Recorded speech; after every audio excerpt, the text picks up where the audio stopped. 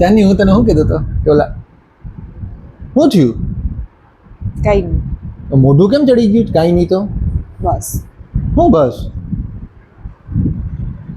હું થયું એ તો કે પણ તમને ખબર. હું કઈ અંતર્યામી છું તી મને ખબર હોય?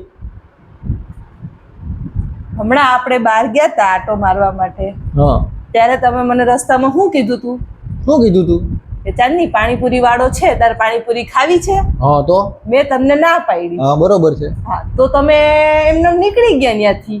તો પાણીપુરીનું મેં તને પૂછ્યું તને ભાવે છે એટલે તે કીધું કે મારે નથી ખાવી, તો વય જ જાય ને કે તને ધરાડ ખવડાવું પાણીપુરી મોઢામાં? તો તમે ના પાડી તો તમે મને એક વાર કીધું કે નહીં હાલ આપણે ખાઈએ, એમ કીધું તમે મને એક વાર?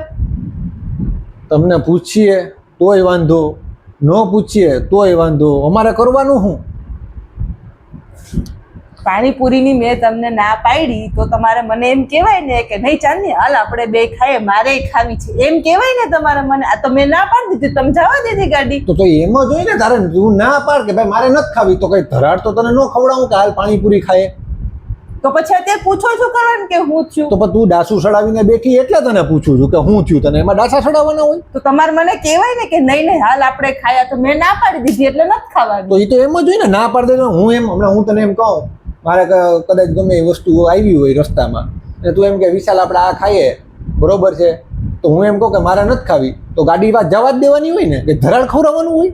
જવા દેવાની ન હોય, ઘરવાળી એમ કહે ને કે મારે નથી ખાવી એટલે એને કહેવાનું હોય કે નહીં નહીં હાલ આપણે બે ખાઈ, એમ કહેવાનું. આ તો ગાડી જવા ન દેવાની હોય કઈ.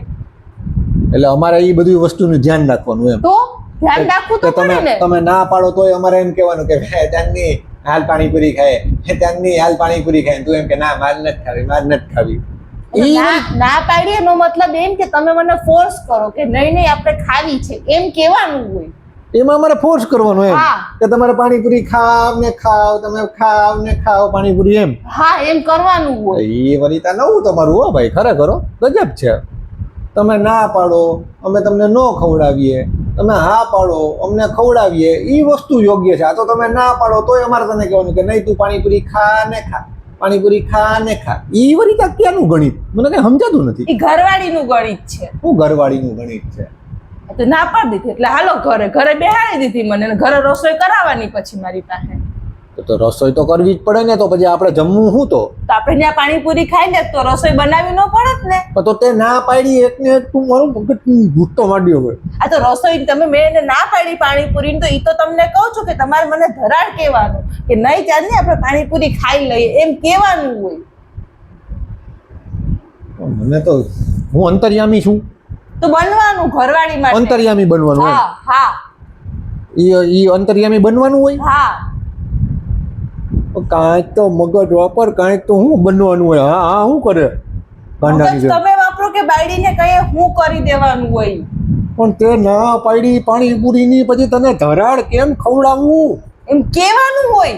ધરાડ